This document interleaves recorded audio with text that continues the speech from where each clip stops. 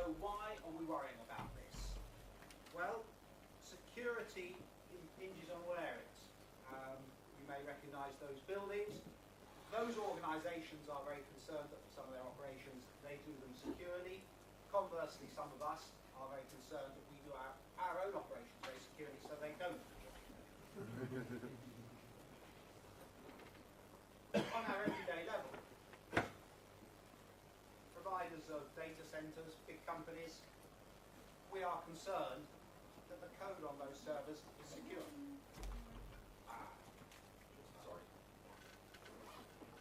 Sorry. Okay, thank you.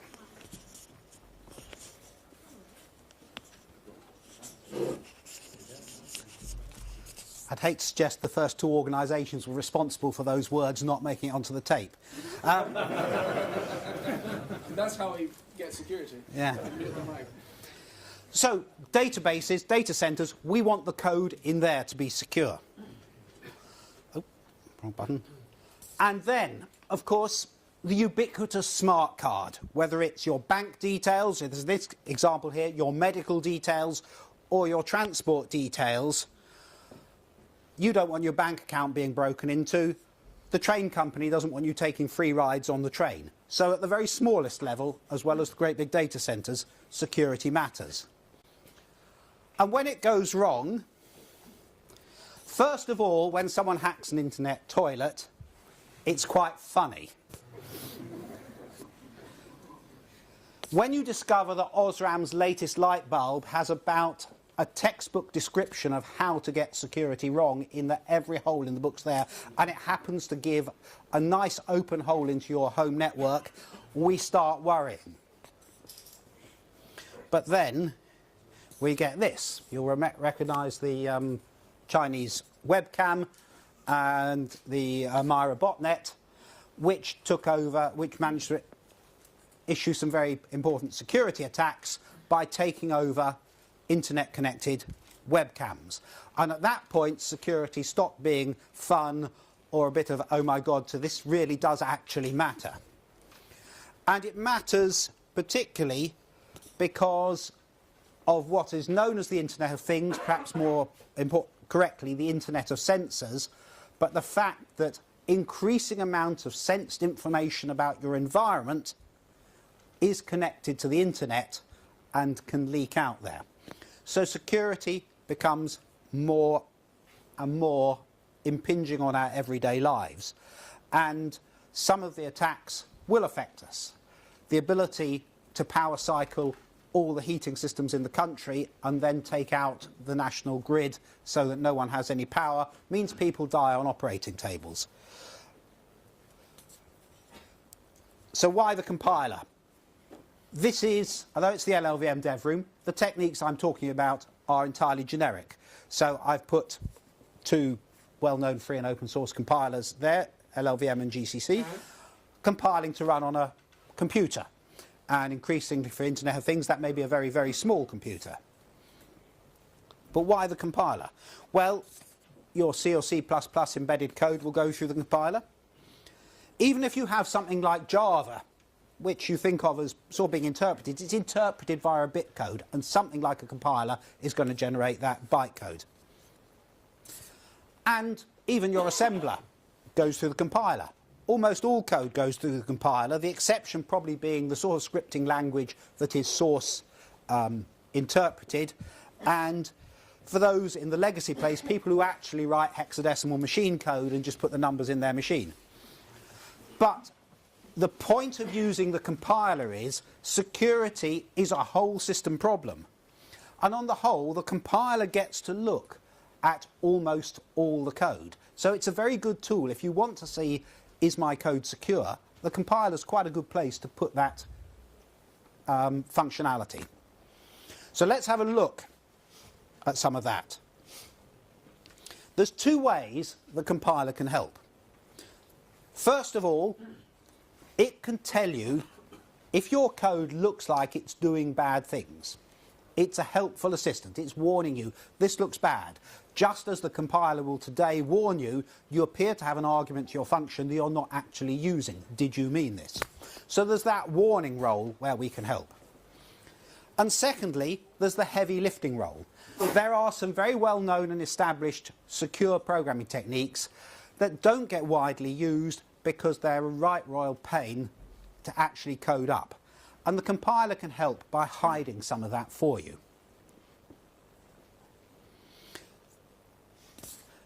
So, we've talked about this before. My colleague Simon Cook, who's in the back of the room over there, spoke in the LLVM developers meeting about using LLVM to guarantee program integrity, and that's all part of the security thing.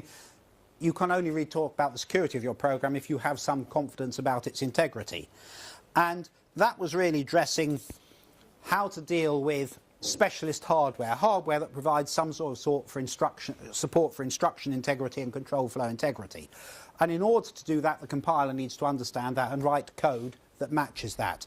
And he talked about the attribute protected that we've added for a production compiler for one customer that does exactly that.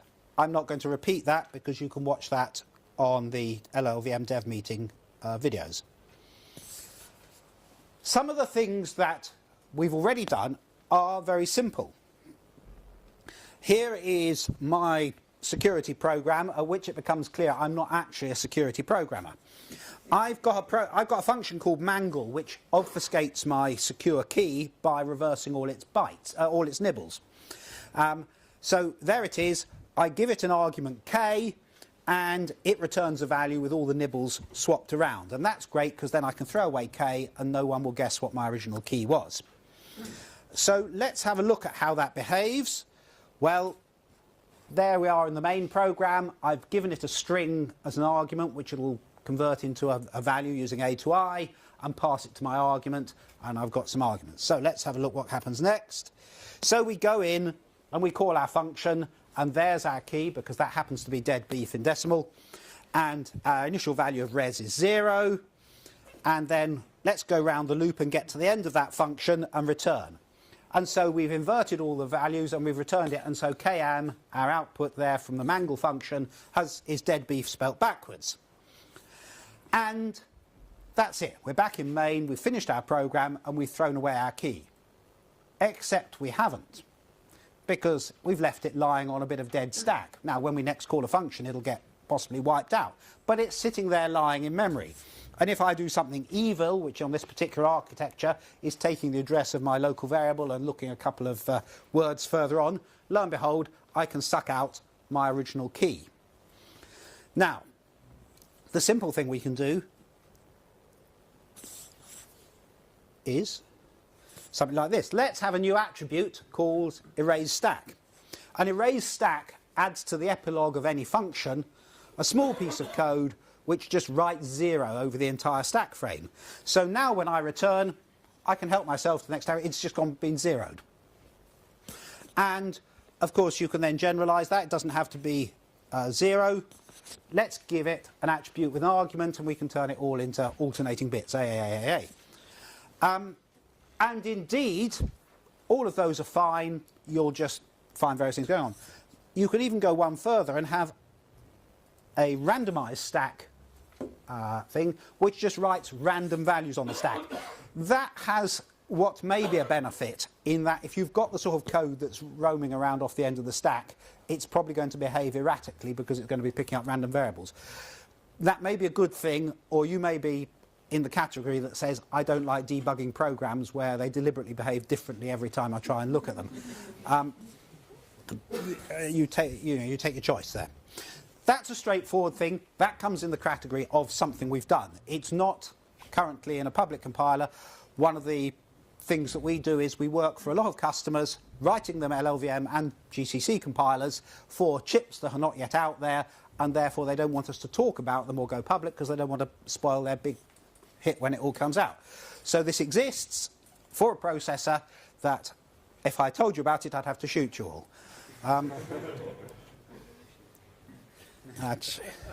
Now that's been recorded as well. So let's go a bit further. So that was about solving one particular function. What about set jump and long jump? So here we are. I have my top function, and it calls a load of functions, and it goes through something called middle function, and which takes which happens to have a key in it, because all my keys are called K, 32-bit key, and eventually gets to the bottom where it's got its jump buffer, and it does a long jump back up to the top. So here we are, we're in farfunc, all's going well, and there's my cryptographic key sitting in my middle function, and then I return, and now I've still left my function in the middle.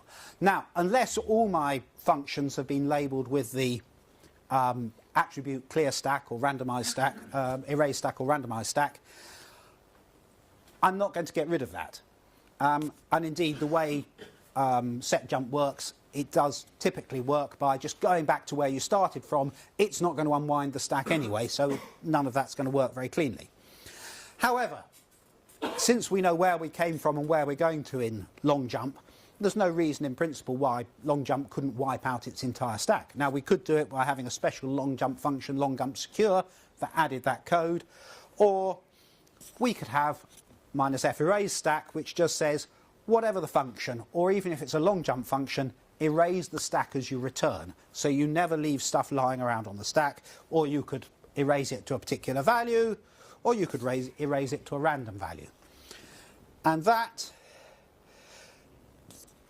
is all fairly straightforward. We've done most of that. We haven't actually done the last bit because the customer we're working for wasn't terribly concerned about long jump. Because their coding standard means they don't use long jump, not because they don't care about leaving stuff on the stack with long jump. So, in summary, we've got two attributes, one in two variations, to erase or randomise the stack on return, or we can do it at a whole program level, which also sorts long jump with erase stack equals n, or randomised stack. That's all simple and not difficult to do. Here's a harder problem. Okay. Right, we have a customer who is really worried about security. One of the ways that you can attack a chip is you can take its top off and you can shine laser light on it, very high laser light, and every so often you're lucky and it changes a value in memory.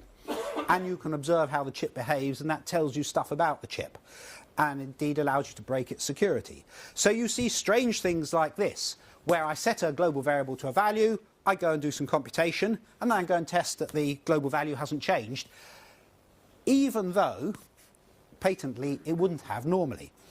And of course the compiler understands that. Now if I compile with O0, you can see the test, there's a little branch in there afterwards where it checks that the thing it set before hasn't changed from what it set it. But of course as soon as I turn on optimization, the compiler says, this is a stupid test, I know it's that value, I don't have to do it again.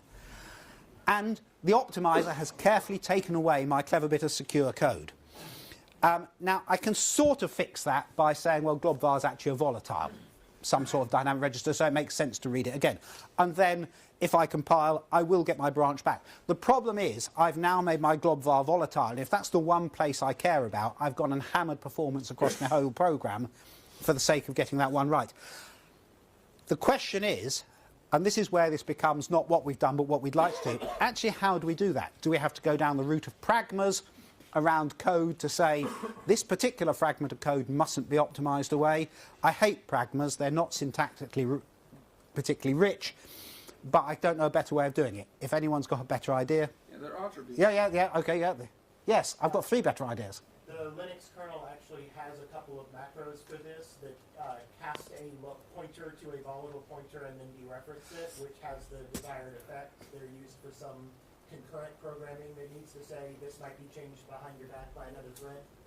Excellent. Okay, so that for the audio, that's the point that Linux has macros which hide a cast to a volatile and back again, so it's just on the local stuff. So that's a good approach we could. Access once. Access once. Okay, that's useful. I wasn't familiar with that. So that's the sort of thing that we could potentially do there. Okay. We're already getting value out of this meeting. This is intended to be a two-way discussion, this, because it's the start of the project. If you come and tell me that when we've finished the project, it'll be disappointing. So, let me tell you about this project. This is an academic project. It's funded by the British Engineering and Physical Sciences Research Council. It's a 4-year project. It's led by Professor Elizabeth Oswald and Dr. Dan Page at the University of Bristol, who for a long time have run their the computer science department's unit looking at information leakage. 4-year, it's got a team of RAs and PhD students, and Paolo, wave your hand. Paolo's going to be one of them, so he'll be able to tell you about it in the future. There are still vacancies in that. If this is a field that interests you, there are still academic vacancies going at all levels, I understand. EMBA-COSM is what's called an industrial supporter. It doesn't mean we get any of the money, but it means we've written to the government and said, you really ought to fund this research project because it matters to industry, and furthermore, we're going to be employing people to do this and so forth, and we really care about it. And one of the ways we're supporting it ourselves is we're taking the PhD students who work on that project. Some of them will come into us for PhD internships in the summer to do the information transfer thing, expose them to real compilers and so forth. And we have a role beyond that where some of the time spent, not so much by me, but people like Simon and Ed and Andrew Burgess and Graham Markle, is on actually implementing some of the things I'm talking about and implementing them in a general way to get them into the open source community for mainstream processors, not for top secret customer ones. How many people here would think they know what information leakage is? Right, good thing I haven't wasted these slides then. So Wikipedia actually is quite a good definition, which is what happens when you have something that's supposed to be a closed or secure system and an eavesdropper can learn stuff about it. And an example from the Second World War is the Japanese used secure radio transmissions which the Americans hadn't cracked to talk to their warships. However, they'd always transmit from a different station depending on what they were doing. And the Americans were able to learn what was going to happen from which station it was that was transmitting the information. And that's an example of information leakage.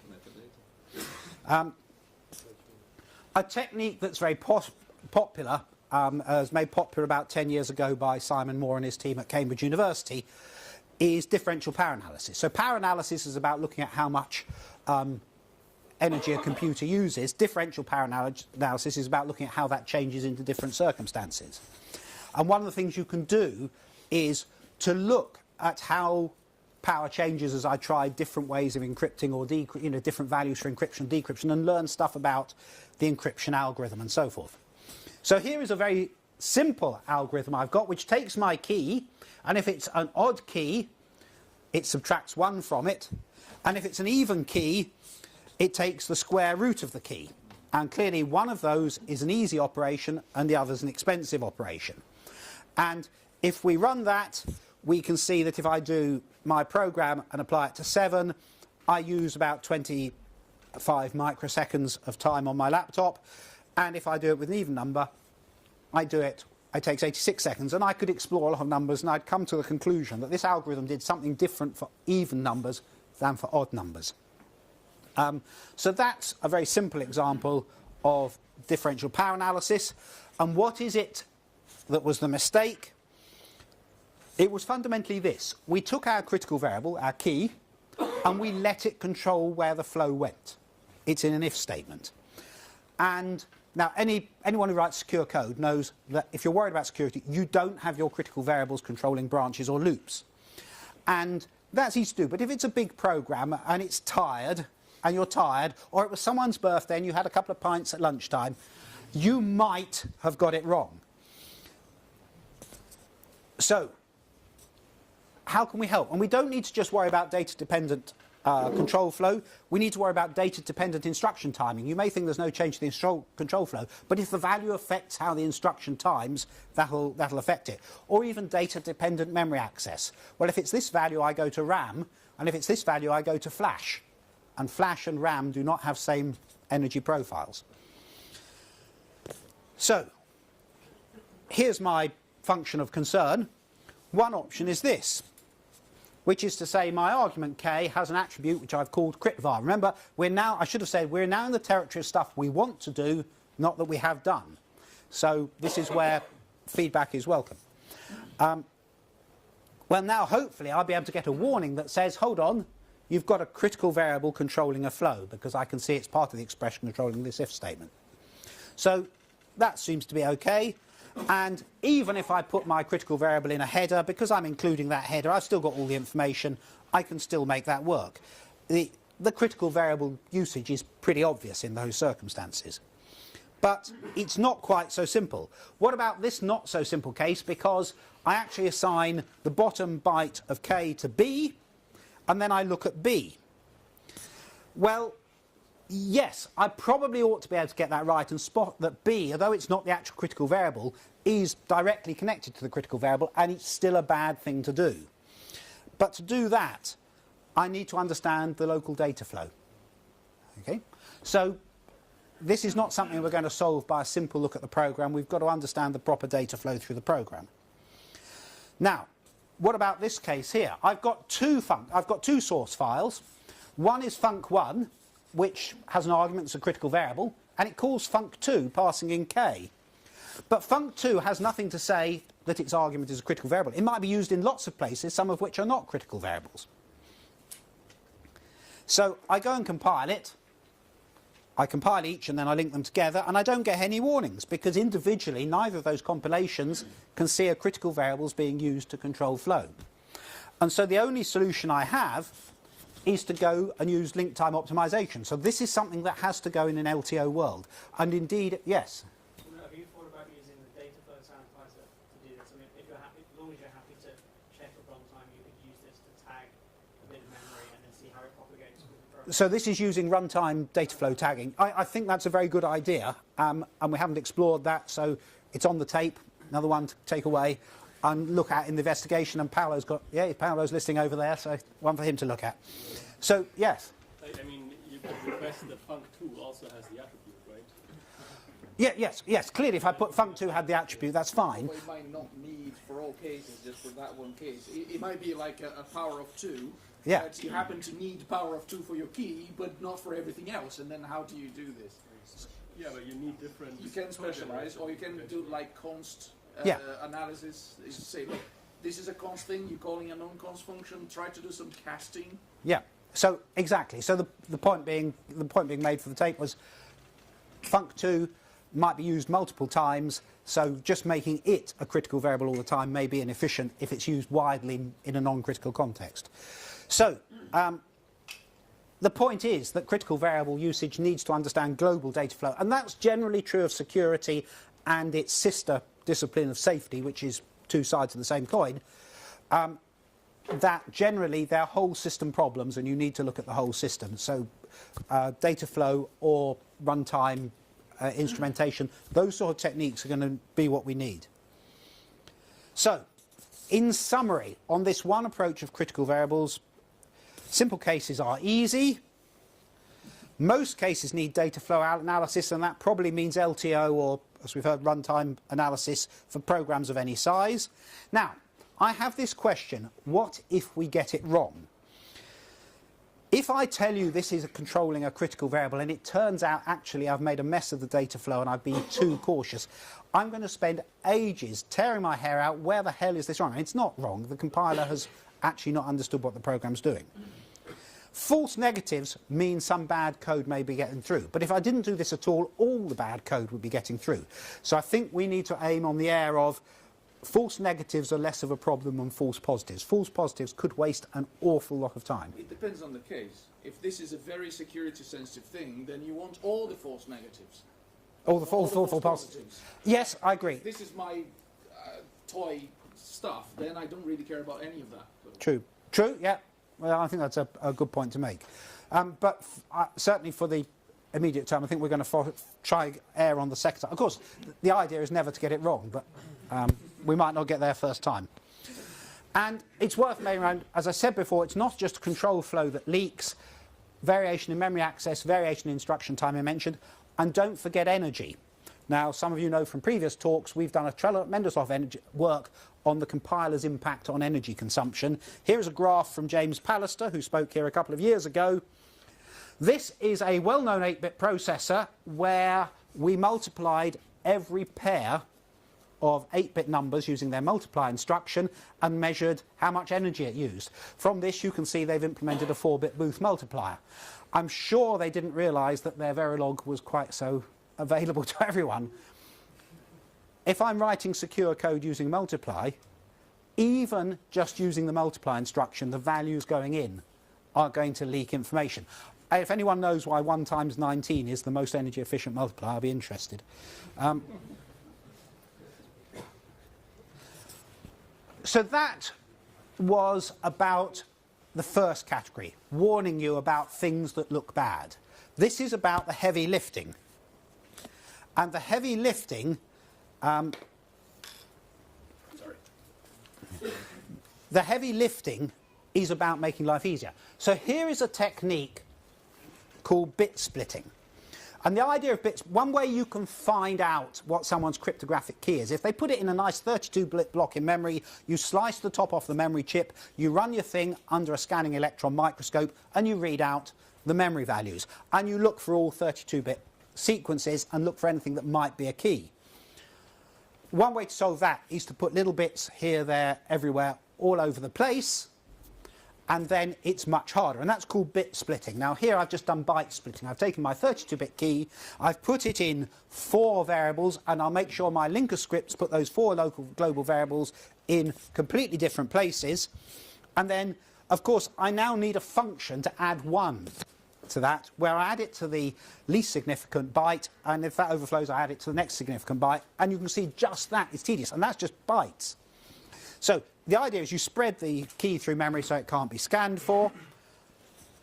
That ought to work, but it is hard work. I'm just, adding 1. Look at the code I needed.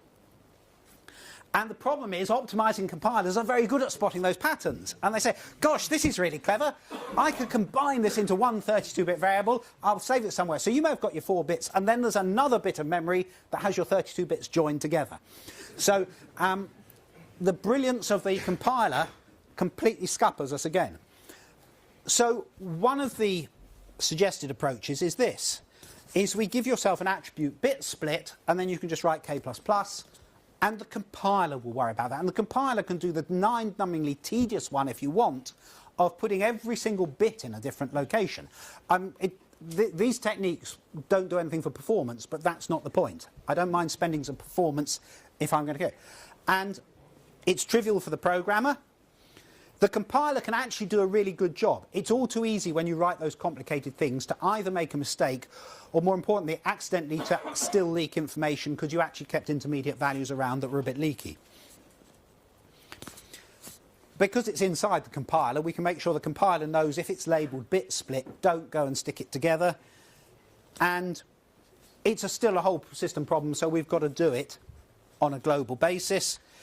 Oh, I thought there was one more slide there. So that is definitely on our radar as an early one to do, is to implement automatic bit splitting so you can write secure code and have it come out. It has the same issues, of course, of is it always possible, does it get hard and so forth, but I think that one probably we can solve. Big engine, little engine. Big engine, little engine, you name it. Yeah, I mean, it's got a whole can. We are planning to try and do this for a range of architectures, not everything for every architecture, but to prove it across architectures. And indeed, given the audit, be a bit careful to do it for GCC as well as for LLVM, because that's a good test of have you really got a general approach. Would it not make more sense just for the library implementation, at least for the bit splitting part?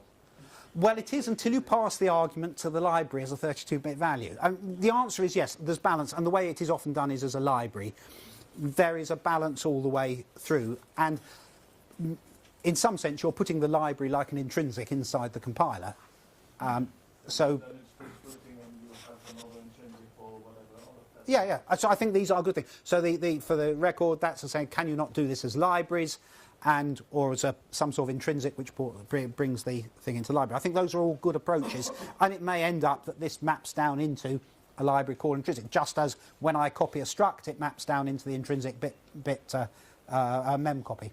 We have to be careful not to get in line during LTO. They're already calling for the other. Oh yeah, and then you get back to the original place. And we start to see why this is a 4-year project. So these are all good comments. LTO inlining stuff and so forth. This is not the only stuff. I've touched on 2 because I want to give you a flavour of what we're trying to achieve, but we have some others on our list. And the idea is that these will be the ones that we explore. We want to take the best academic research. The stuff I've talked about so far has been known about for years, but there's a lot of newer stuff, and we want to not have that big gap between the academics knew it 2 decades ago and people got to actually use it now. We want to shorten that timescale. That's the point of the link between the research and industry. Atomicity. I've never quite understand why it's given that name. This is about balancing control paths. If I've got to go down 2 halves of an if-then-else, can I balance the paths so they take exactly the same time? Hard for a modern out-of-order processor, possible though for smaller embedded processors that you might get on a smart card.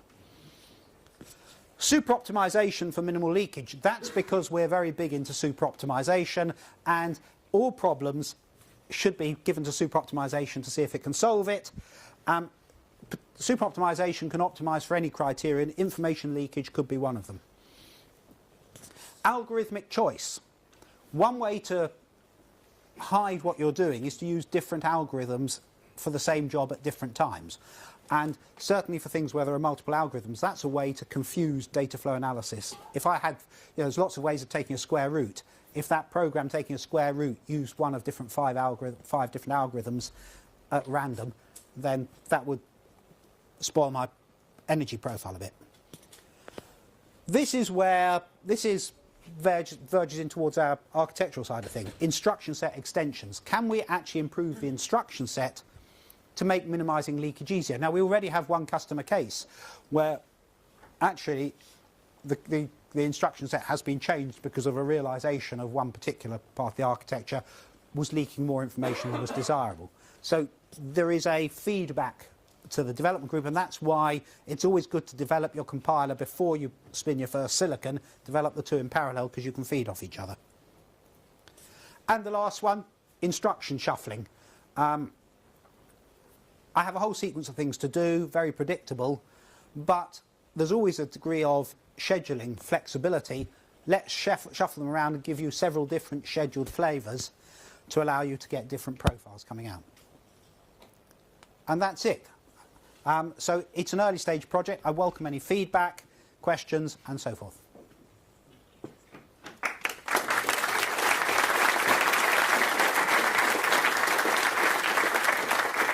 Right, question in the middle, yeah.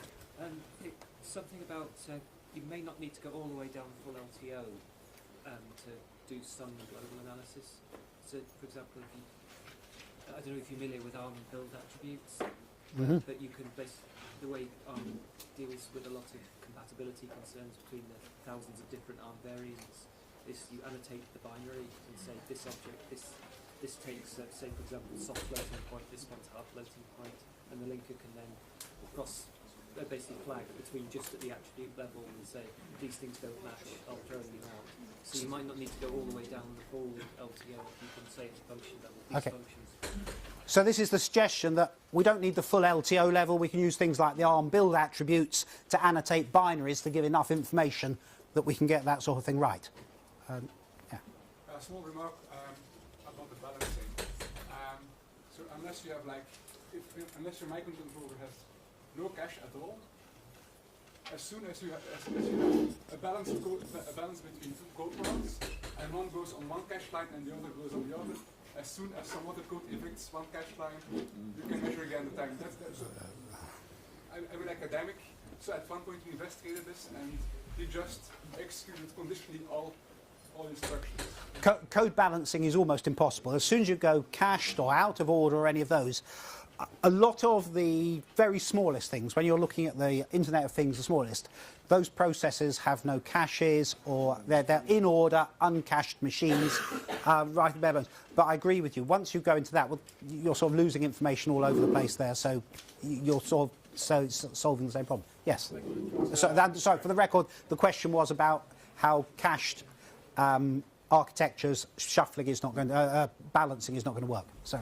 From a hardware perspective, often the technology to improve are jittering or masking or other variables. Do you want to look into that also, or is this something you leave to the hardware? Because the areas we tend to work in, which are deeply embedded and we're often pre-silicon, we're very interested in that. It's not a primary goal for us to look at architectures directly for this project, but the potential of the compiler to inform architectural decisions and engage with the hardware engineer is absolutely something we want to do. Yeah. So actually, follow up on the flash line question. You have, I assume that like the bit shifting, the bit splitting or the byte splitting is targeted at small embedded processors without cache. If not, you can, of course, you introduce conditional data access again. And actually, you leak more info on your key, like a side of your increment. Yeah. So, which caches are so this is a comment about once you have caches and you have to worry about caches, then bit splitting ends up with having other differentials. You're right. It's aimed at the very smallest processors. I think there is a very open research question of how do you make bit splitting work in the context of cache lines and so forth without leaking more information than you're trying to hide. So you're deleting the stack thing. I'm wondering why you didn't set the attribute in the variable itself, because then you only need to zero that one variable, and then that works with malloc stuff as well, and you can you don't need to worry about long jumps, set jumps. You don't need to worry about erasing huge stacks. Some people do like huge stacks, and you can also do this in the heap. So the question is, why don't we just do erase stack on the individual variable rather than worrying about flattening the whole stack? The answer is because we hadn't thought to do that. When we had the conversation with the customer, flattening the whole stack was one there. And interesting, the feedback afterwards was, well, we're not sure we're going to use it because now we have to get our compiler revalidated because you're affecting the security of the code generated. So it cuts both ways. Yes? Or we also want to clear the registers, not only the stack. Yes. So the comment is on erase stack, you probably want to erase the registers. And in fact, I believe the implementation we have actually does erase the registers as well. Yeah, you erase the rest and then move the rest into memory. Yeah.